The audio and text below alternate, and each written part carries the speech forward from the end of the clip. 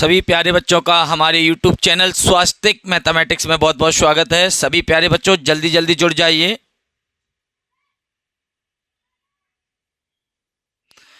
आज की क्लास बहुत ही इम्पोर्टेंट क्लास होने वाली है, तो सभी प्यारे बच्चों जल्दी जल्दी जुड़ जाइए।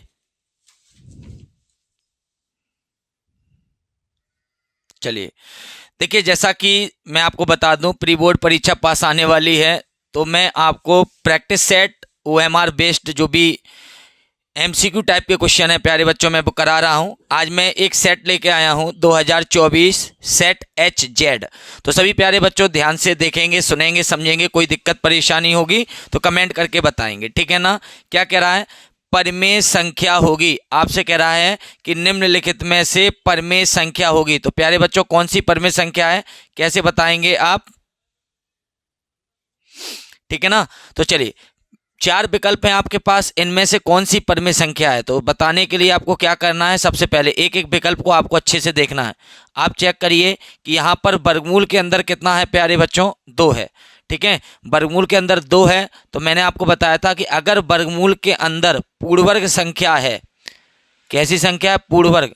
तो ये पूर्ण वर्ग अगर है तो ये परमेय है, नहीं तो ये अपरमेय है। तो मैं देख रहा हूँ वर्गमूल के अंदर जो 2 लिखा है वो पूर्ण वर्ग नहीं है, क्योंकि जो पूर्ण वर्ग संख्याएं होती हैं वो 1, 4, 9, 16, 25, 36, 49, 64, 81, 100, ये सब कैसी संख्याएं हैं प्यारे बच्चों? और भी कई सारी होती हैं। ये सब आपकी पूर्ण वर्ग संख्याएं हैं। कैसी संख्याएं हैं? पूर्ण वर्ग संख्याएं। बट वर्गमूल के अंदर हम देख रहे हैं पूर्ण वर्ग नहीं है, तो ये आपका परमेय नहीं है। ठीक है, आगे बढ़ेंगे। हम देख रहे हैं वर्गमूल के अंदर 3 है, 3 भी सभी को मालूम है पूर्ण वर्ग नहीं है, तो ये भी आपका परमेय नहीं है। फिर देखिए विकल्प डी, वर्गमूल 7। आप चेक कर सकते हैं कि वर्गमूल के अंदर पूर्ण वर्ग नहीं है, और जब पूर्ण वर्ग नहीं है तो फिर आपका ये परमेय नहीं है। लेकिन हम देख पा रहे हैं जो विकल्प सी है वो वर्गमूल 9 है। तो वर्गमूल के अंदर जो 9 है, 9 एक पूर्ण वर्ग संख्या है। कैसी संख्या है प्यारे बच्चों? पूर्ण वर्ग संख्या है। तो कभी भी अगर वर्गमूल के अंदर पूर्ण वर्ग संख्या लिखी होगी तो वो आपका प्यारे बच्चों क्या होगा? परमेय संख्या होगा। तो आप कहेंगे कि जो वर्गमूल 9 है वो एक परमेय संख्या होगी। वर्गमूल 9 एक परमेय संख्या होगी। ठीक है ना। चलिए बढ़ते हैं अगले क्वेश्चन की तरफ। क्या है प्यारे बच्चों अगला क्वेश्चन?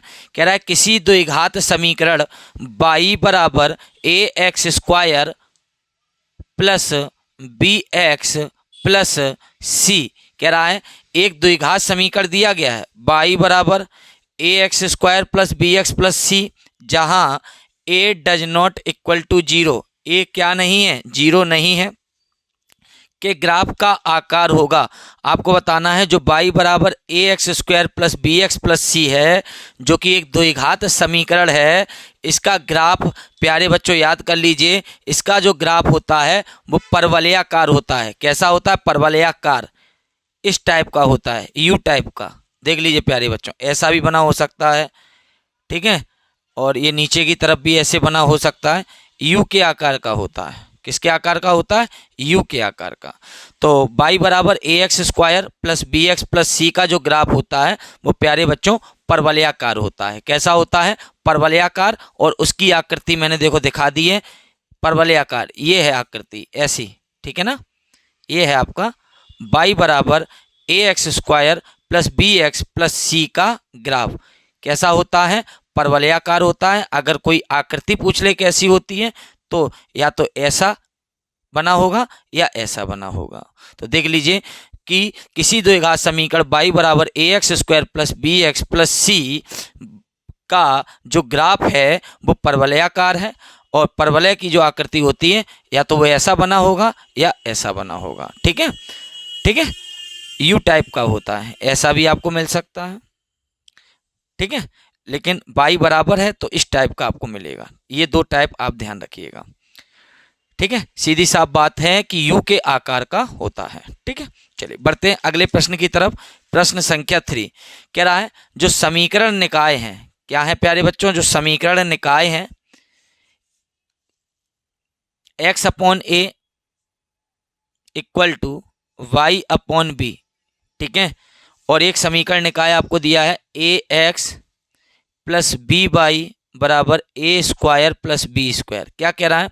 समीकरण निकाय एक्स अपॉन ए प्लस वाई अपॉन बी, दूसरा है ए एक्स प्लस बी वाई बराबर ए स्क्वायर बी स्क्वायर में आपको बाई का मान पूछा है। प्यारे बच्चों, आपको हल तो करना है, बट केवल आपसे क्या पूछा है? बाई का मान। तो अगर बाई का मान पूछा है तो हम इस समीकरण से या इस समीकरण से x को ख़त्म कर दें और x को ख़त्म करके ये पूरा बाई के रूप में बना लें और बाई का मान निकाल लें। तो कैसे ख़त्म कर सकते हैं? ध्यान से देखिएगा। ये जो समीकरण 1 है, यहाँ से हम x का मान निकाल के यहाँ पुट कर दें, बाई के पदों में रख दें। तो चलिए देखिए, बढ़ते हैं आगे। क्या कहेंगे? x बराबर निकाल लीजिए यहाँ से। x बराबर क्या होगा? x बराबर a भाग से कहाँ चला जाएगा? गुणा में। तो a बाई अपॉन बी। देख लीजिए, x बराबर a भाग से गुणा में चले गए a बाई अपॉन बी। तो ये x का मान जो a बाई अपॉन बी है वो उठाकर आप किस में रख दीजिए? समीकरण 2 में। तो यहाँ से क्या होगा? x का मान रख जाएगा, x यहाँ से खत्म हो जाएगा, पूरा बाई के पदों में आ जाएगा और हमें बाई का मान मिल जाएगा। समीकरण, ठीक है, 1 से हमने x का मान a by upon B, a भाग से गुणा में पहुँच गए, a बाई अपॉन बी समीकरण किस में रख देंगे? 2 में रखने पर। चलिए रखने जा रहा हूँ। तो चलिए a ऐसे ही रहेगा। बताइए x का मान है क्या? ये रहा a वाई अपॉन बी धन बी बाई बराबर a वर्ग धन b वर्ग। a का a में गुणा क्या हो जाएगा? a square Y upon b धन b वाई बराबर a वर्ग धन b वर्ग। चेक करिए। अब हम देख रहे हैं इसके अपॉन में है, लेकिन क्या इसके अपॉन में है? नहीं। तो a वर्ग बाई ऐसे ही रहेगा और b कहाँ जाएगा? b के पास। ये हो जाएगा b वर्ग बाई, पूरे के भाग में क्या आ जाएगा? b बराबर a वर्ग धन b वर्ग। चलिए, अंश से हमने देखा बाई कॉमन है, तो क्या बचा? a वर्ग धन b वर्ग अपॉन b बराबर a वर्ग धन b वर्ग। अब हम देख रहे हैं कि a वर्ग b वर्ग बाई के किस में है? a वर्ग b वर्ग a वर्ग धन b वर्ग बाई के किस में है? गुणा में, जो कि कहाँ चले जाएंगे? भाग में चले जाएंगे। देखते जाना, a वर्ग धन b वर्ग और a वर्ग b वर्ग गुणा से कहाँ चले गए? भाग में चले गए। और पहचानिए b कहाँ थे? बाई के भाग में, जो दूसरी तरफ कहाँ गए? गुणा में आ गए। अब a वर्ग धन b वर्ग से a वर्ग धन b वर्ग कट जाएगा, तो फाइनली बाई का मान आप लोगों को कितना मिल जाएगा? b मिल जाएगा। चेक कर सकते हैं। फाइनली बाई का मान कितना आ गया? b। तो बाई का मान होगा, तो बाई का मान होगा प्यारे बच्चों b। देख लीजिए, कोई दिक्कत परेशानी हो कमेंट करते रहिए। अच्छा लग रहा हो तो क्लास को लाइक, शेयर और जो भी नए व्यूवर्स जुड़े हुए हैं वो चैनल को सब्सक्राइब जरूर करें। बढ़ते हैं अगले क्वेश्चन की तरफ। क्वेश्चन नंबर 4 कह रहा है, यदि समीकरण X square minus 4x plus A, यदि समीकरण X square minus 4x plus A बराबर 0 के कोई वास्तविक मूल नहीं है। चलिए मैं आपको बता देता हूँ, बड़ा ध्यान से सुनिएगा। एक हमें द्विघात समीकरण दिया है x square minus 4x plus के ए। जिसको भी आंसर आ रहा हो प्यारे बच्चों कमेंट करते रहिए, जिसको भी इसका आंसर आ रहा हो प्यारे बच्चों कमेंट करते रहिए। कह रहा है, यदि समीकरण X square minus 4x plus A बराबर 0 के कोई वास्तविक मूल नहीं है, इसके के कोई वास्तविक मूल नहीं है। चलिए मैं आपको कुछ बताने जा रहा हूं, बड़ा ध्यान से सुनिएगा। अगर कोई वास्तविक मूल नहीं है तो मैं आपको बता दूं, अगर वास्तविक मूल है तो आप ऐसे कहेंगे वास्तविक मूल है, केवल इतना लिखेगा कि वास्तविक मूल है, तो आप कहेंगे d ग्रेटर 0। बहुत ध्यान से सुनना, अगर आपसे कहेगा वास्तविक मूल है तो आप कहेंगे d ग्रेटर 0। अगर आपसे कहेगा वास्तविक तथा समान है, वास्तविक तथा समान मूल है, तो आप कहेंगे d ग्रेटर इक्वल 0। अगर आपसे कहेगा कि मूल बराबर हैं, केवल बराबर कहेगा, वास्तविक ना कहे, तो आप कहेंगे d बराबर 0। क्या कहेंगे? d बराबर 0। ठीक है, क्या कहेंगे? d बराबर 0। और अगर आपसे कहेगा कि मूल वास्तविक नहीं है, मूल वास्तविक नहीं है, तो आप कहेंगे d जो है वो लेस होगा किससे? 0 से। देख लीजिए, d जो है वो लेस होगा किससे? 0 से। चलिए बढ़ते हैं आगे। कह रहा है कोई वास्तविक मूल नहीं है, कोई वास्तविक मूल नहीं है, तो चलेगा डी लेस जीरो। तो चलिए कोई वास्तविक मूल नहीं है के लिए क्या चलेगा, डी, क्या चलेगा डी, क्या चलेगा डी लेस जीरो। देख लीजिए डी लेस जीरो। तो चलिए सबसे पहले हम डी का मान निकाल लेते हैं। डी होता है विविक्तकर। तो पहले द्विघात समीकरण की तुलना करेंगे। जब हम द्विघात समीकरण की तुलना करेंगे तो हम देख रहे हैं इसमें स्मॉल ए उपस्थित है। अगर किसी द्विघात समीकरण में स्मॉल ए उपस्थित है तो उस द्विघात समीकरण के हम कैपिटल, ठीक है, जो भी ए बी सी है उनको कैपिटल बना के कहेंगे capital A X square plus capital B X plus capital C बराबर जीरो से तुलना। तो बताइए जैसी तुलना करेंगे हमको ए का मान कितना मिल जाएगा, ए का मान धन 1 मिल जाएगा, बी का मान कितना मिल जाएगा, बी का मान ऋण 4 मिल जाएगा। जिसके संग एक्स नहीं होता है वो सी होता है।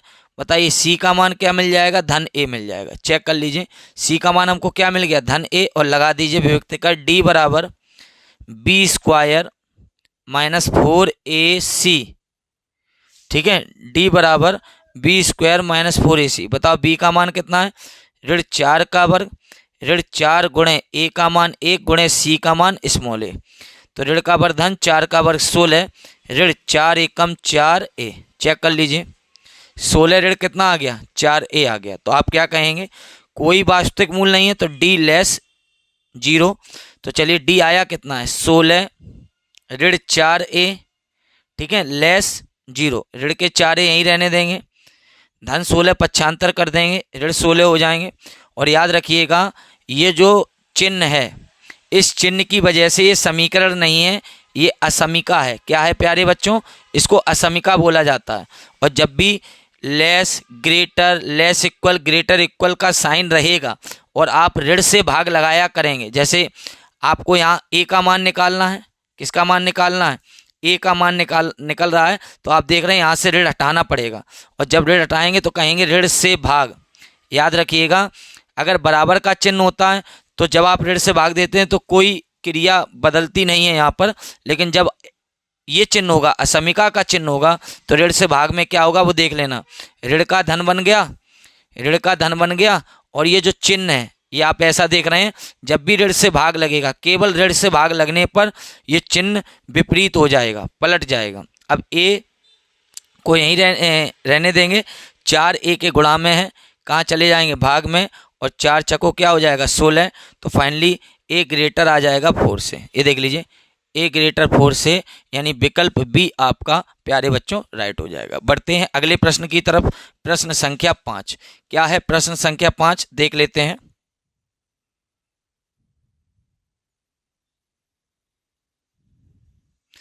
प्रश्न संख्या 5 क्या है, कह रहा है अनुक्रम वर्गमूल 2, 2 वर्गमूल 2, 3 वर्गमूल 2 का 10वां पद होगा। तो चलिए बढ़ते हैं आगे। सभी को मालूम है 10वां पद पूछ रहा है।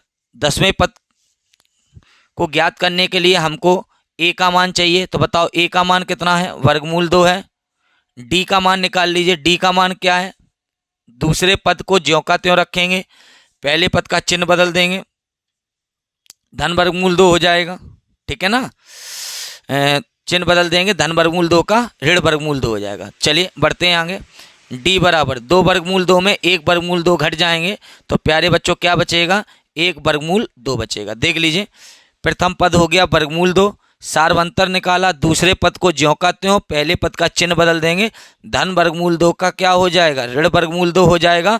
और 2 वर्गमूल 2 में 1 वर्गमूल 2 घट जाएंगे, तो प्यारे बच्चों 1 वर्गमूल 2 बचेगा। तो हमारे पास ए का मान आ गया, हमारे पास डी का मान आ गया। पूछा क्या है, 10वां पद, 10वां पद का मतलब ए 10 पूछा है, तो आप कहेंगे ए प्लस 9d। क्या कहेंगे, ए प्लस 9d। 10वां पद ए प्लस 9d। तो ए का मान क्या है, वर्गमूल 2 धन 9 गुणे डी का मान क्या है, वर्गमूल 2। तो वर्गमूल 2 को हम ऐसे ही रहने देंगे, 9 का वर्गमूल 2 में गुणा होगा तो 9 वर्गमूल 2। पहचानना ये कितना है, कुछ नहीं है तो 1 वर्गमूल 2 है। ये कितने हैं? 9 वर्गमूल 2 हैं। जुड़ के कितने हो जाएंगे? 10 वर्गमूल 2। क्या हो जाएगा?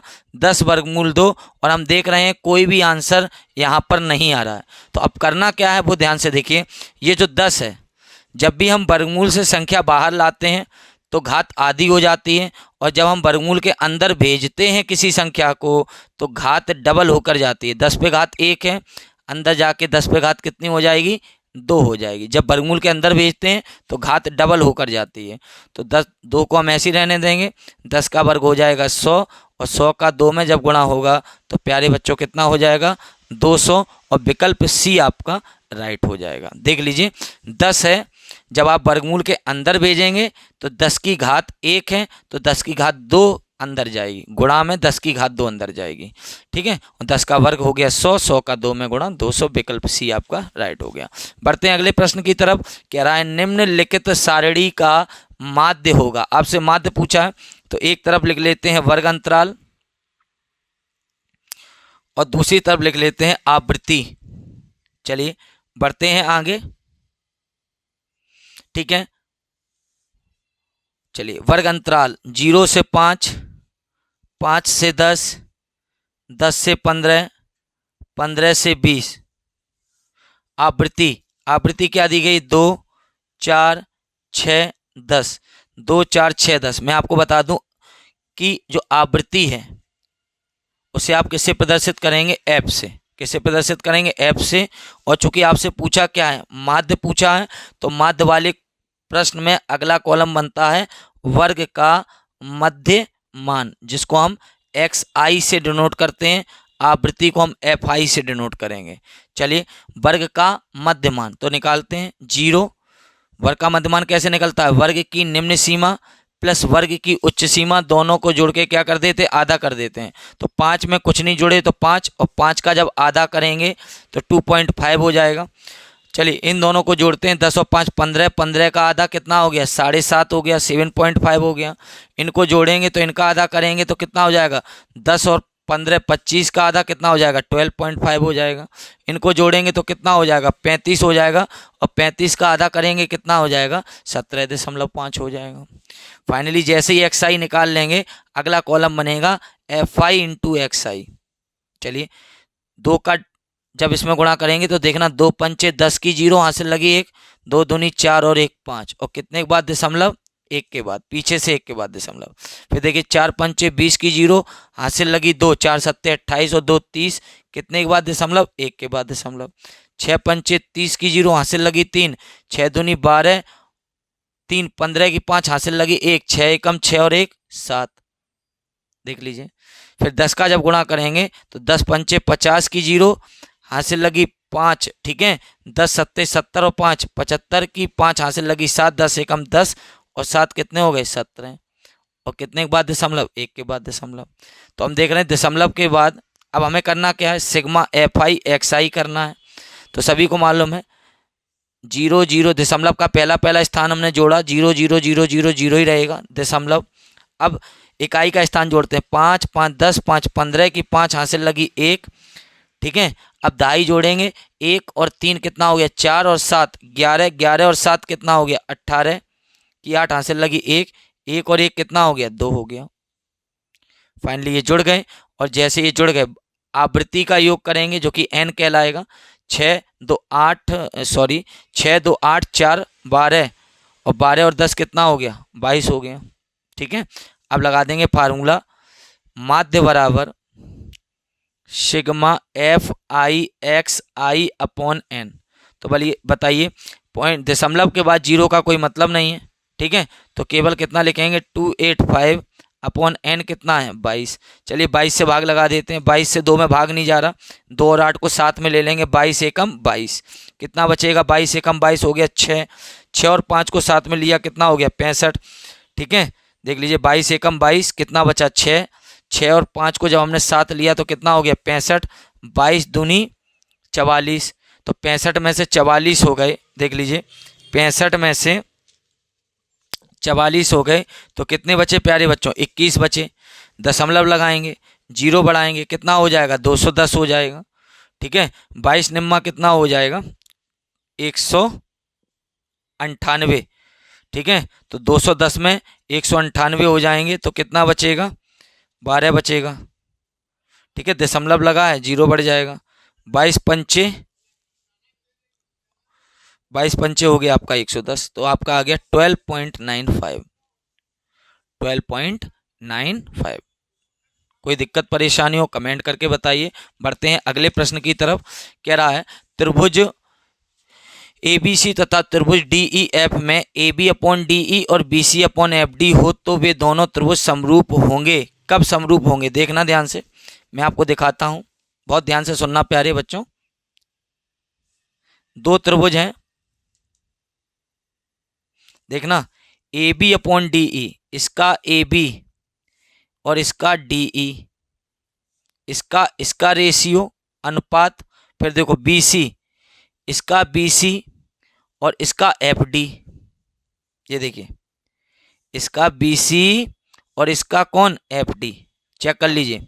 देखना इसका कौन सा था, AB, देखना AB ये वाली भुजा, और इसका कौन सा था, DE ये वाली भुजा, दोनों डार्क करे दे रहे हैं हम, हैं, देख लीजिए, इसकी ये भुजा थी, इसकी ये भुजा थी, फिर BC इसकी ये भुजा और इसकी BC और इसकी कौन सी, FD ये वाली भुजा, देख लीजिए, ठीक है। तो इसका इसके साथ अनुपात, इसका इसके साथ अनुपात क्या है, बराबर है।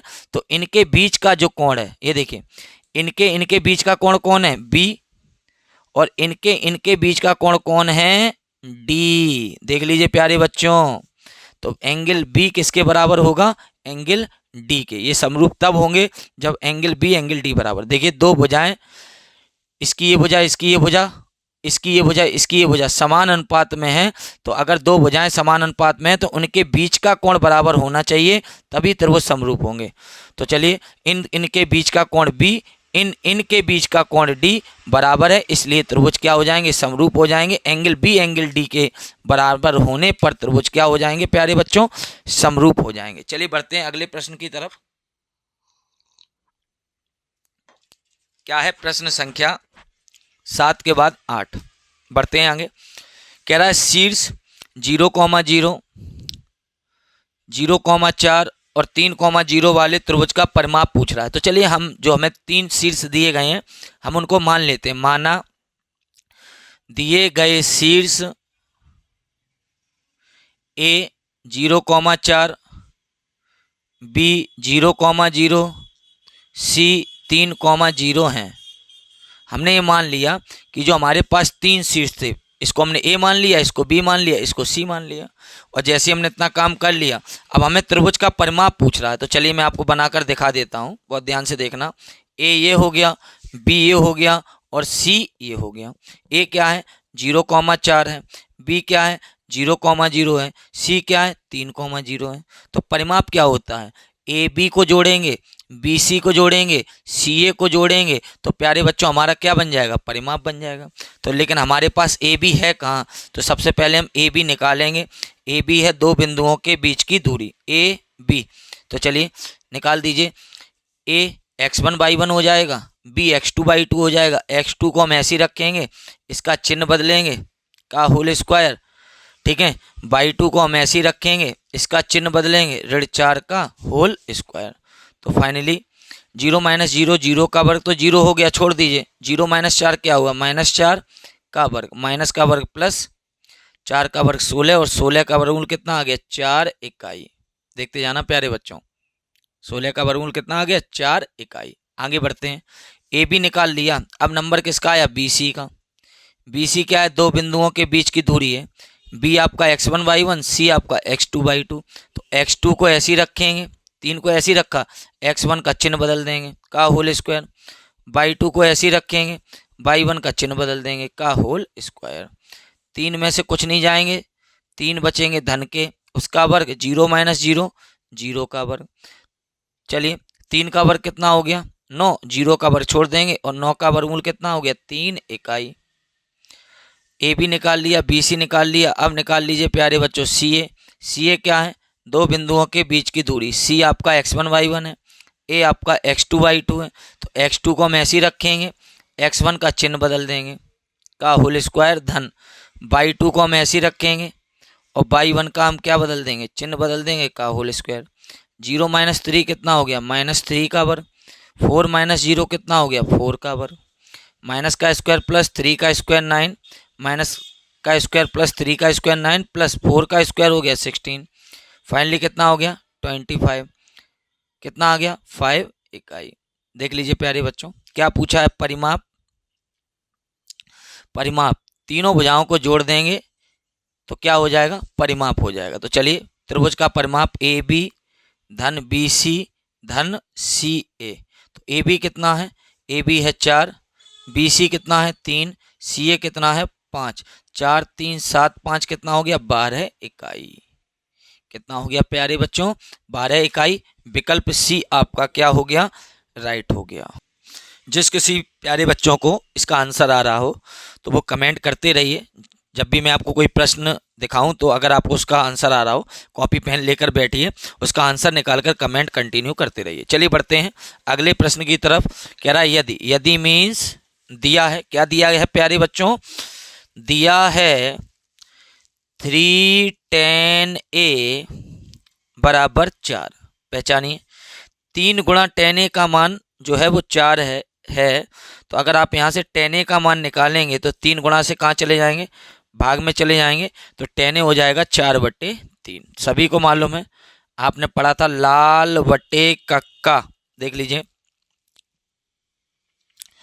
लाल बटे कक्का sine cos tan cot sec cosec. देख लीजिए यहाँ टेन है, क्या है प्यारे बच्चों टेन, और टेन होता क्या है, लंब बटे आधार। तो प्यारे बच्चों लंब कितना है 4, आधार कितना है 3, और जब लंब आधार दिया है और आपसे पूछ क्या रहा है सेक, तो सेक में प्यारे बच्चों क्या आता है, कर्ण आता है। तो कर्ण निकाल लेते हैं। चलिए कर्ण निकालने जा रहे हैं। कर्ण का वर्ग बराबर लंब वर्ग धन आधार वर्ग। कर्ण वर्ग बराबर लंब कितना है 4, तो 4 का वर्ग धन आधार कितना है 3, तो 3 का वर्ग। देखते जाइएगा तो कर्ण वर्ग बराबर 4 का वर्ग हो गया 16, 3 का वर्ग हो गया 9। तो फाइनली 16 और 9 कितना हो गया 25 हो गया। अब वर्ग हटेगा तो वर्गमूल 25 हो जाएगा, और 25 का वर्गमूल कितना हो गया 5 हो गया। तो जैसे ही आपको कर्ण मिल गया, अब पूछा क्या है आपसे सेक, तो सभी को मालूम है सेक होता क्या है, कर्ण बटे आधार। क्या पूछा है सेक ए, तो क्या कहेंगे कर्ण बटे आधार। ठीक है, तो कर्ण कितना है प्यारे बच्चों 5, आधार कितना है 3, तो फाइनली 5/3 आपका राइट आंसर हो जाएगा। बढ़ते हैं अगले प्रश्न की तरफ। क्या है प्रश्न संख्या 10।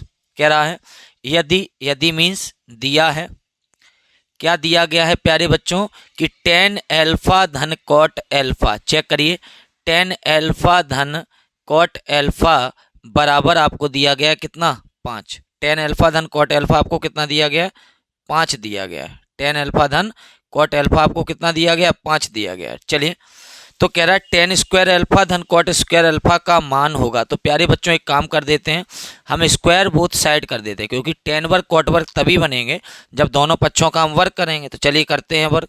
तो जब दोनों पक्षों का वर्ग करोगे ना, तो इसको भी आप क्या करोगे, इसको ब्रैकेट बंद करके घात 2 चढ़ा दोगे, इसको भी ब्रैकेट बंद करके घात 2 चढ़ा दोगे। तो चलिए जितना LHS में था उसको ब्रैकेट में बंद करके घात 2 चढ़ा दिया, जितना RHS में था उसको भी ब्रैकेट में बंद करके घात 2 चढ़ा दिया।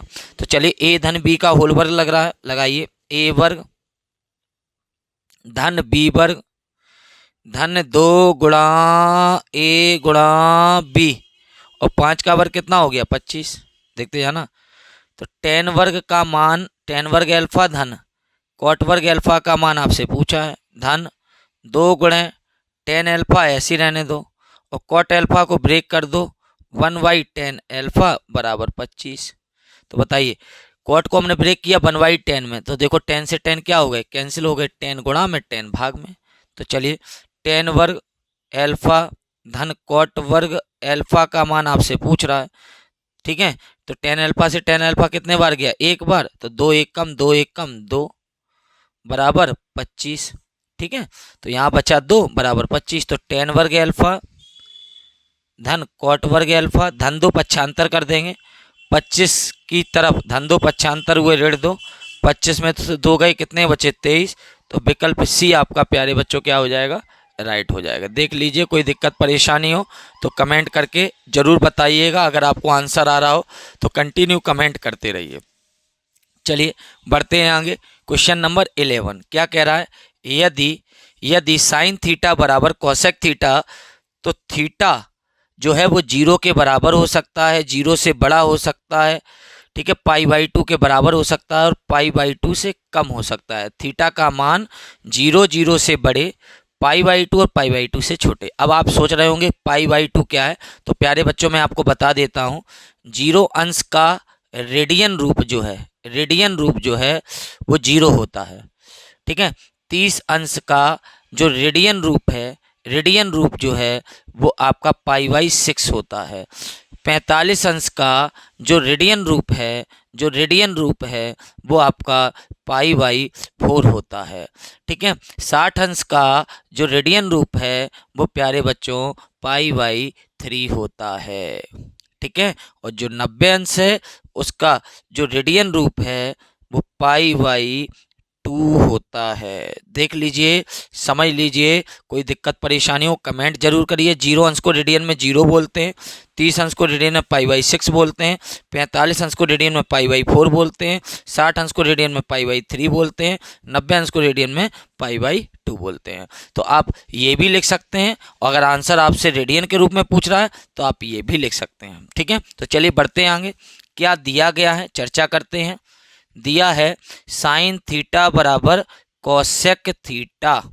देख लीजिए, साइन थीटा बराबर कोसेक थीटा। तो सभी को मालूम है एक बात कि साइन और कोसेक के मान कब बराबर होते हैं, तो सभी को मालूम है साइन 90 का भी मान 1 होता है और कोसेक 90 का भी मान 1 होता है। और 90 अंश तो विकल्प में नहीं है। देखिए, साइन और कोसेक किस पर बराबर होते हैं, 90 अंश पर। थीटा बराबर आप चेक कर लीजिए, 90 अंश पर दोनों के मान प्यारे बच्चों कितने होते हैं, 1 होते हैं। साइन 90 अंश का भी मान 1 और कोसेक 90 अंश का भी मान 1। तो थीटा बराबर 90 पर, 90 तो विकल्प में नहीं है, लेकिन 90 का जो रेडियन रूप है वो होता है पाई/2। क्या होता है, पाई/2। तो ये आपका राइट हो जाएगा। बढ़ते हैं अगले प्रश्न की तरफ। क्या है क्वेश्चन नंबर 12 का हल, देख लेते हैं ध्यान से। कह रहा है यदि, यदि मीन्स दिया है, क्या दिया है प्यारे बच्चों, sine theta minus cos theta equal to 0। Implied that sine theta को हम यहीं रहने देंगे, माइनस के कॉस थीटा को पक्षांतर कर देंगे, प्लस का कॉस थीटा हो जाएगा।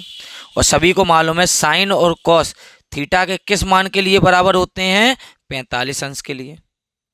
साइन और कॉस के मान थीटा बराबर 45 अंश पर बराबर होते हैं। तो आगे बढ़ते हैं। मान पूछा किसका है, साइन की पावर 4 45 अंश प्लस कॉस की पावर 4 45 अंश। मतलब मान पूछा था साइन की पावर 4 थीटा। देख लीजिए ध्यान से, जो मान पूछा है वो इसका पूछा है, साइन की पावर 4 थीटा प्लस कॉस की पावर 4 थीटा। और थीटा का मान कितना आ गया, 45, क्योंकि साइन और जो कॉस है वो थीटा बराबर 45 पर दोनों आपस में कैसे होते हैं, बराबर। तो जब साइन और कॉस बराबर हैं तो इसका मतलब थीटा बराबर कितना है, 45 अंश। रखिए, साइन की पावर 4 थीटा कितना हो गया, 45 अंश, कॉस की पावर 4 थीटा कितना हो गया, 45 अंश। साइन 45 अंश का मान कितना होता है, 1/√2 पे घात कितनी हो गई, 4। कॉस 45 अंश का मान कितना होता है, 1/√2 उस पे घात कितनी हो गई, 4।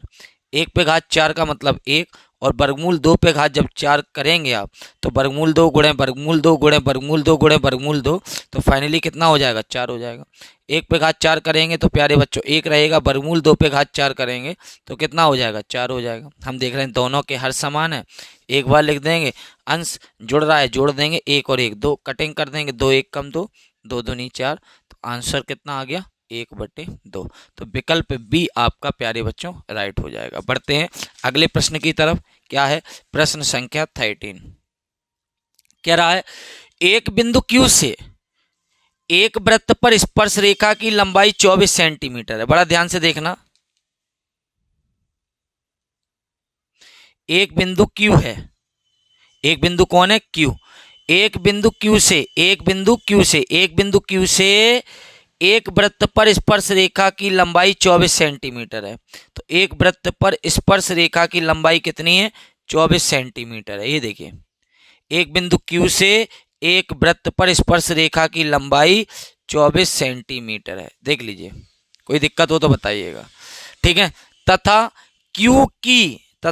जो ये बिंदु Q है, इसकी वृत्त के केंद्र से दूरी, ये देखिए ये वृत्त का केंद्र है, इस Q की वृत्त के केंद्र से दूरी आपको दी गई है 25 सेंटीमीटर। क्या दी गई है? 25 सेंटीमीटर दी गई है। तो आप कह रहा है वृत्त की त्रिज्या बताइए। आप सभी को मालूम ये स्पर्श बिंदु है, ये केंद्र है, और ये प्यारे बच्चों अगर आप मिला दोगे तो ये वृत्त की त्रिज्या बन जाएगी। तो चलिए, इसकी नेमिंग नहीं थी तो हमने मान लिया केंद्र O हो गया, स्पर्श बिंदु P हो गया। तो चलिए, हमसे क्या पूछ रहा है? वृत्त की त्रिज्या। वृत्त की त्रिज्या ही तो OP है। तो जैसे हम OP निकाल लेंगे तो हमें वृत्त की क्या मिल जाएगी? त्रिज्या मिल जाएगी। तो हम कहेंगे स्पर्श बिंदु से जाने वाली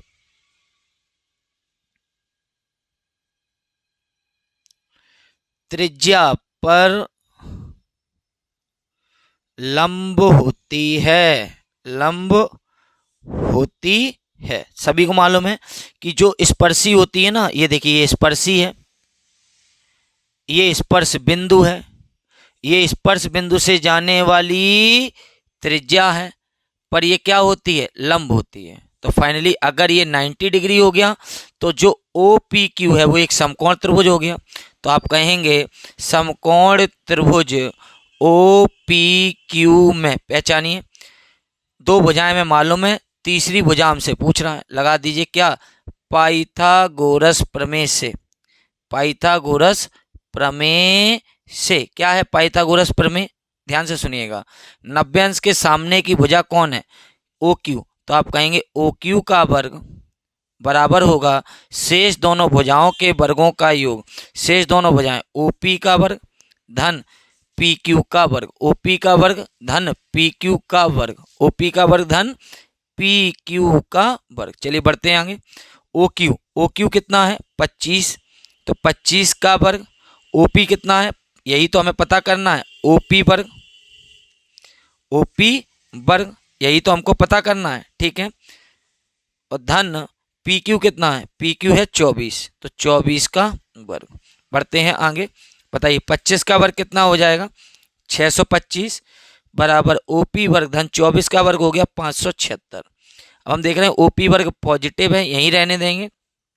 625 की तरफ धन का 576 ले जाएंगे, ऋण का 576 हो जाएगा। घटाएंगे, 15 में से 6 जाएंगे तो 9 बचेंगे। यहाँ से एक यहाँ आ गई, यहाँ कितना बचा? 1। यहाँ से एक यहाँ आएगी 11, 11 में से 7 जाएंगे 4 बचेंगे। यहाँ से जब एक यहाँ आ गई तो यहाँ कितना बचा? 5, 5 में से 5 गए 0 बराबर OP वर्ग। अब यहाँ से वर्ग हटेगा तो दूसरी तरफ वर्गमूल चढ़ेगा। तो OP बराबर 49 का वर्गमूल कितना आ गया? 7। और OP ही प्यारे बच्चों वृत्त की क्या है? त्रिज्या है। तो वृत्त की त्रिज्या OP बराबर कितनी आ गई? 7 सेंटीमीटर। और विकल्प आपका जो A है वो राइट हो जाएगा। देख लीजिए, कोई दिक्कत परेशानी हो कमेंट करके जरूर पूछिएगा। अच्छे से पूरा एक एक पॉइंट सुन लीजिए, ठीक है। एक स्पर्शी थी बिंदु Q से, एक स्पर्श रेखा थी, और उसी बिंदु Q की केंद्र से दूरी भी दी गई थी। आपसे वृत्त की त्रिज्या पूछी थी। तो प्यारे बच्चों, हम लोगों ने वृत्त की त्रिज्या फाइंड कर ली। कितना आ गया? 7 सेंटीमीटर। बढ़ते हैं अगले प्रश्न की तरफ। प्रश्न संख्या 14। अगर आपको इसका आंसर आता है तो प्यारे बच्चों कमेंट जरूर करिएगा, ठीक है। और जो भी नए व्यूअर्स जुड़े हैं हमारे क्लास को लाइक, चैनल को सब्सक्राइब जरूर करें। यदि एक बिंदु P से O केंद्र वाले किसी वृत्त पर PA और PB स्पर्श रेखाएं परस्पर 80 अंश के कोण पर झुकी हैं। देखना, यदि एक बिंदु P से O केंद्र वाले किसी वृत्त पर, देखना O केंद्र वाले किसी वृत्त पर, तो ये हो गया प्यारे बच्चों O केंद्र वाला कोई एक वृत्त हो गया, ठीक है।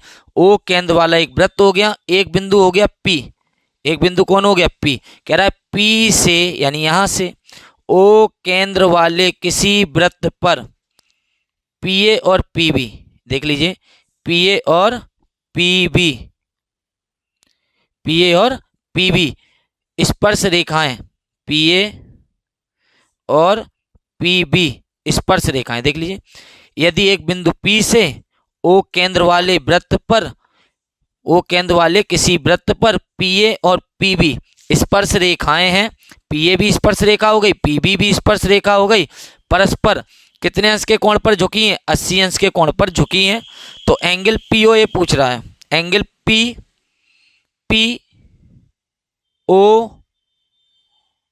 देख लीजिए, ये कोण आपसे पूछ रहा है। तो वेरी सिंपल, परेशान ना हो, याद रखिएगा, अगर ये 80 अंश है तो प्यारे बच्चों ये कितना होगा, 40 अंश होगा। कितना होगा, 40 अंश, आधा आधा हो जाता है, ये 40 अंश होगा। और ये कैसी रेखा है, स्पर्श रेखा है, और ये स्पर्श बिंदु से जाने वाली त्रिज्या है, ये इस पर क्या होगी, लंब होगी। तो 90 ये हो गया, 40 अंश ये हो गया, तो 9 4 कितने हो गए, देखिए 90 अंश प्लस 40 अंश प्लस ये वाला एंगल क्या है, POA, POA plus angle POA बराबर तीनों कोणों का योगफल कितना होता है, 180 अंश होता है। तो एंगल POA ऐसे ही रहने देंगे, 180 अंश की तरफ कितना चला जाएगा, 9 4 13 यानी 130। तो बताइए कितना बचेगा प्यारे बच्चों, 50 अंश बचेगा। विकल्प बी आपका राइट हो जाएगा। याद रखिएगा, अगर 80 अंश का कोण है तो जितना ये उतना ये, तो 80 को बराबर भागों में बांट दीजिए 2, तो 40 40, तो ये 40 हो गया। हमें इस त्रिभुज से मतलब है क्योंकि हमें इसका कोण ये निकालना है, तो ये 40 हो गया। और स्पर्शी स्पर्श बिंदु से जाने वाली त्रिज्या पर लंब होती है, ये 40 ये 90। तो बताइए ये कोण जानते हैं, ये कोण जानते हैं, तीसरा कोण पूछ रहा है। तो त्रिभुज POA में कह दिया, त्रिभुज POA में ये एंगल प्लस ये एंगल प्लस ये एंगल बराबर 180 अंश। त्रिभुज के तीनों कोणों का योगफल कितना होता है, 180 अंश। तो 90 अंश प्लस 40 अंश प्लस एंगल POA बराबर 180 अंश। POA यहीं रहने देंगे, 130 पक्षांतर कर देंगे, ऋण के 130 हो जाएगा, घटने पर 50 बच जाएगा। बढ़ते हैं अगले प्रश्न की तरफ। क्या कह रहा है, प्रश्न संख्या 15, आर त्रिज्या वाले वृत्त के उस त्रिज्यखंड का क्षेत्रफल जिसका कोण थीटा अंश है। देखिएगा प्यारे बच्चों, अगर आपको इसका आंसर आता हो कमेंट जरूर करिएगा। कह रहा आर त्रिज्या वाले वृत्त, तो चलिए मैंने आर त्रिज्या वाला वृत्त बना लिया कि उस त्रिज्यखंड का क्षेत्रफल बताना है। देख लीजिए ध्यान से, आर त्रिज्या वाले वृत्त के त्रिज्या कितनी है, आर, उस त्रिज्यखंड का क्षेत्रफल बताना है जिसका कोण कितना है, थीटा अंश है। यानी इसका आपको क्षेत्रफल बताना है जिसका कोण कितना है, थीटा अंश है। तो त्रिज्यखंड का क्षेत्रफल होता क्या है प्यारे बच्चों, त्रिज्यखंड का क्षेत्रफल, त्रिज्यखंड का क्षेत्रफल पाई आर स्क्वायर थीटा बटे 360 अंश। चलिए पाई, ठीक है, पाई में तो आंसर जानना ही चाहता है, ठीक है, बने रहने दो। आर तो आर है ही, बने रहने दो।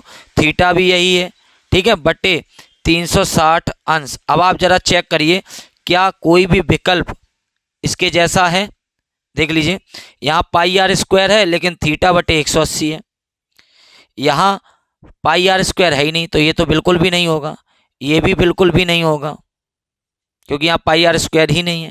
तो इन दोनों में पाई आर स्क्वायर है, लेकिन हम देख रहे हैं पाई आर स्क्वायर थीटा बटे 180 अंश, यहाँ होना चाहिए पाई आर स्क्वायर थीटा बटे 360 अंश, और ये 180 बन भी नहीं पाएगा, लेकिन ये भी नहीं होगा। लेकिन अगर हम यहाँ देखें तो हम 2 का अगर गुणा कर दें, 2 का अगर हम भाग कर दें, तो देखो ये चीज़ तो बन सकती है। देखना 2 pi R square, 2 pi R square अलग कर दिया, 2 pi R square into theta ऐसे लिखे रहेंगे, थीटा को हम ऐसे लिखे रहेंगे, और 360 का जब डबल करेंगे तो कितना हो जाएगा, 720 हो जाएगा।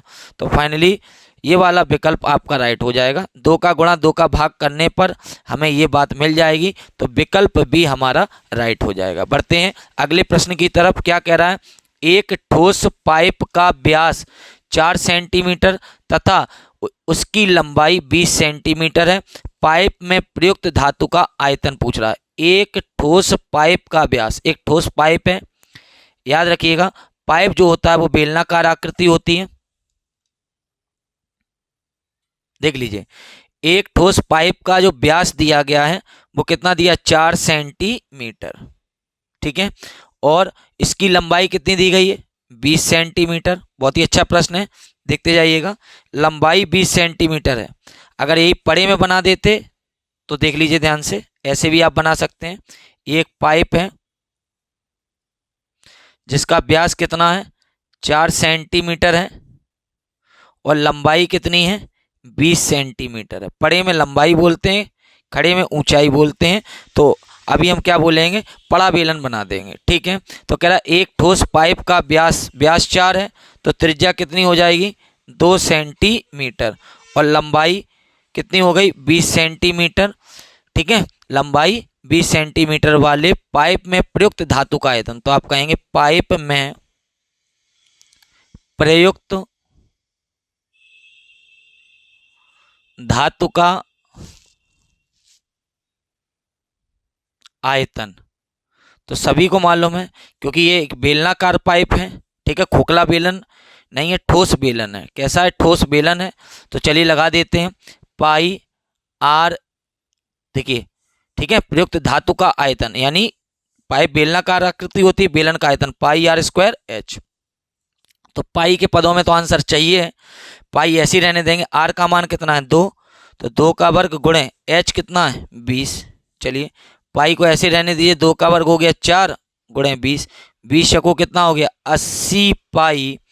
ठीक है, चूंकि आयतन है तो घन सेंटीमीटर, तो फाइनली विकल्प डी आपका राइट हो जाएगा, 80 पाई घन सेंटीमीटर। चेक कर लीजिए, कोई दिक्कत परेशानी हो तो जरूर बताइएगा। पाइप जो होती है बेलनाकार आकृति होती है, और अगर ठीक है पाइप की मोटाई दी गई होती, भीतरी त्रिज्या, बाहरी त्रिज्या दी गई होती, तो ये खोखला बेलन बन जाता। लेकिन ऐसा कहीं कुछ नहीं लिखा था, केवल पाइप का व्यास था, केवल एक ही बात दी गई थी। मैंने बताया था अगर बाहरी त्रिज्या, भीतरी त्रिज्या और मोटाई, 3 बात में से कोई एक 2 बातें आपको दी जाएंगी तो खोखला बेलन होगा, नहीं तो ये बेलन ही चलेगा। बढ़ते हैं अगले प्रश्न की तरफ। प्रश्न संख्या 17 कह रहा है आर त्रिज्या के एक ठोस अर्धगोले का कुल पृष्ठीय क्षेत्रफल। ये देखिए, एक आर त्रिज्या का ठोस अर्धगोला है, कितनी त्रिज्या का है, आर त्रिज्या का। तो आर त्रिज्या के ठोस अर्धगोले का कुल पृष्ठीय क्षेत्रफल मैं बता दूं, गोले में केवल एक ही पृष्ठ होता है, गोले में केवल एक ही पृष्ठ होता है, वो होता है 4 पाई आर स्क्वायर। लेकिन अर्धगोले में जो ठीक है, अर्धगोले में दोनों पृष्ठ होते हैं, कुल पृष्ठीय क्षेत्रफल भी होता है और वक्र पृष्ठीय भी क्षेत्रफल होता है। तो जो वक्र पृष्ठीय क्षेत्रफल होता है, वक्र पृष्ठीय क्षेत्रफल होता है वो 2 पाई आर स्क्वायर होता है, और जो कुल पृष्ठीय क्षेत्रफल होता है, कुल या संपूर्ण, ठीक है, वो आपका जो होता है कुल पृष्ठीय क्षेत्रफल या संपूर्ण पृष्ठीय क्षेत्रफल जो होता है वो होता है आपका 3 पाई आर स्क्वायर। देख लीजिए, 3 पाई आर स्क्वायर। तो चलिए बढ़ते हैं आगे। कह रहा आर त्रिज्या वाले एक ठोस अर्धगोले का कुल पृष्ठीय क्षेत्रफल वो कितना होगा, 3 पाई आर स्क्वायर। कितना होगा, 3 पाई आर स्क्वायर। तो याद कर लीजिए, कुल पृष्ठीय क्षेत्रफल 3 पाई आर स्क्वायर और वक्र पृष्ठीय क्षेत्रफल 2 पाई आर स्क्वायर। बढ़ते हैं अगले प्रश्न की तरफ। प्रश्न संख्या 18 कह रहा है निम्नलिखित बारंबारता सारणी, ठीक है, निम्नलिखित बारंबारता सारणी का आपको माध्यक नहीं बताना है, माध्यक वर्ग बताना है। तो चलिए एक साइड लिख लेते हैं वर्ग, और अगर टेबल ना बनाओ तो भी कोई दिक्कत नहीं, चलिए बना देते हैं वर्ग अंतराल। पूरा अच्छे से समझाते हैं आपको। एक तरफ लिख लेंगे वर्ग अंतराल और दूसरी तरफ लिख लेंगे बारंबारता। चलिए बढ़ते हैं आगे। वर्ग अंतराल है 0 से 10, 10 से 20, 20 से 30, 30 से 40, 40 से 50, ये आपका वर्ग अंतराल है। अब देखिए बारंबारता कितनी है, बारंबारता 2, 8, बारंबारता देख लेते हैं, 2, 8, 12, 18 और 10, 2, 8, 12, 18 और 10 सभी को मालूम है। चूंकि माध्यक वाला प्रश्न है, माध्यक वाले प्रश्न में जो अगला कॉलम बनता है वो बनता है संचयी बारंबारता। क्या बनता है, संचयी बारंबारता। देख लीजिए, माध्यक वाले प्रश्न में अगला कॉलम बनता है संचयी बारंबारता। कैसे तैयार होती है संचयी बारंबारता, सबसे पहले बारंबारता में क्या लिखा है 2, तो वो यहीं पर सीधा सीधा ऐसे लिख देंगे 2, 2 में जब 8 जुड़ेंगे 10, 10 में 12 जुड़ेंगे 22, 22 में 18 जुड़ेंगे 40, और 40 में जब 10 जुड़ेंगे तो प्यारे बच्चों कितना हो जाएगा, 50 हो जाएगा। चलिए बारंबारताओं का योग कर लेते हैं n, करिए 8 और 2 10, 10 और 10 20, 20 और 30 कितना हो गया 50। तो कैसे हम माध्यक वर्ग निकालते हैं प्यारे बच्चों, वो ध्यान से सुनिएगा।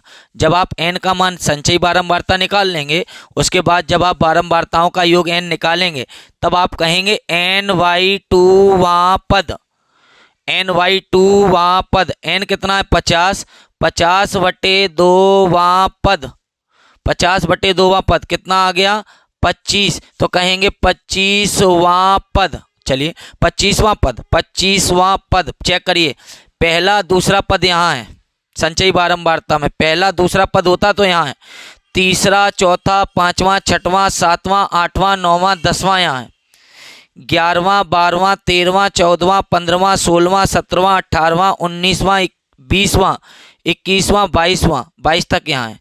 चलिए 25वां पद है, 23 24 25 26 वो यहाँ है, तो इसके जस्ट सामने आना है। तो 30 से 40 वाला जो आप वर्ग देख रहे हैं, यही आपका प्यारे बच्चों क्या हो जाएगा, माध्यक वर्ग हो जाएगा। ठीक है ना। तो पहले फाइनली संचयी बारंबारता निकालिए, बारंबारताओं का योग करिए, फिर ny2वां पद लिखिए। 25वां पद यहाँ नहीं है, 1 2 है यहाँ नहीं है, क्योंकि यहाँ 3 4 5 6 7 8 9 10 है, यहाँ नहीं है क्योंकि यहाँ पर ठीक है 11 12 13 14 15 16 17 18 19 20 21 22 है, लेकिन यहाँ है क्योंकि यहाँ 23 24 25 यहाँ है। इसके जस्ट सामने वाला जो वर्ग है वो आपका माध्यिका वर्ग कहलाएगा। तो 30 से 40 का वर्ग आपका माध्यिका वर्ग कहलाएगा। बढ़ते हैं अगले प्रश्न की तरफ। प्रश्न संख्या 19 कह रहा एक बारंबारता सारणी का माध्य तथा माध्यक क्रमशः 30 तथा 35 है। बताइए पहले क्या लिखा है माध्य, तो पहले क्या लिखा है 30, फिर क्या लिखा है माध्यक, तो माध्यक कितना है 35। चेक कर लीजिए, माध्य दिया गया आपको कितना 30 और माध्यक कितना दिया गया आपको 35। चेक कर लीजिए, पहले लिखा है माध्य तो पहले लिखा है 30, फिर लिखा है माध्यक तो माध्यक लिखा है 35। चलिए आगे बढ़ते हैं। कह रहा है इसका बहुलक होगा, तो माध्य दिया है माध्यक दिया है, आपसे प्यारे बच्चों क्या पूछ रहा है, बहुलक पूछ रहा है। तो बहुलक बराबर फार्मूला याद कर लीजिए, 3 गुणे माध्यक, 3 गुणे माध्यक ऋण 2 गुणे माध्य, ऋण 2 गुणे माध्य, 3 गुणे माध्यक ऋण 2 गुणे माध्य। तो चलिए बढ़ते हैं आगे, 3 गुणे माध्यक, तो देखें 3 गुणे, बताओ माध्यक कितना है 35 है, ऋण 2 गुणे माध्य कितना है 30 है। देख लीजिए ध्यान से। चलिए 35 तिहाई कितने हो गए 105 और 30 दूनी कितना हो गया 60 हो गया। घटाने पर प्यारे बच्चों कितना बचेगा 45। तो विकल्प बी आपका क्या हो गया, राइट हो गया 45। विकल्प बी आपका क्या हो गया, राइट हो गया। 35 तिहाई 105, ठीक है, और 30 दूनी 60, फाइनली 45 आपका राइट आंसर हो गया। एक लास्ट क्वेश्चन देख लेते हैं प्यारे बच्चों। यदि एक घटना निश्चित रूप से घटती है, याद रखिएगा अगर कोई घटना निश्चित रूप से घटती है तो वह घटना निश्चित घटना कहलाती है। क्या कहलाती है, निश्चित घटना कहलाती है। और निश्चित घटना की जो प्रायिकता होती है वो प्यारे बच्चों 1 होती है। याद कर लीजिए, यदि कोई घटना निश्चित रूप से घटती है यानी उसका घटना निश्चित होता है तो इसकी प्रायिकता प्यारे बच्चों कितनी होती है, 1 होती है। यही आपका राइट आंसर हो गया। तो प्यारे बच्चों आज मैंने आपको 2024 HZ सेट को प्यारे बच्चों कंप्लीट करा दिया। अगर आपको अच्छा लगा हो तो क्लास को लाइक शेयर जरूर करें, ठीक है। और सभी प्यारे बच्चों आप अपने जो भी फ्रेंड्स हैं उनको भी हमारे इस चैनल के बारे में बताइए और इन क्लासों के बारे में ज़रूर बताइए ताकि वो अच्छे से अच्छे नंबर अर्जित कर सकें। आज के लिए बस इतना ही। सभी को गुड नाइट, शुभ रात्रि।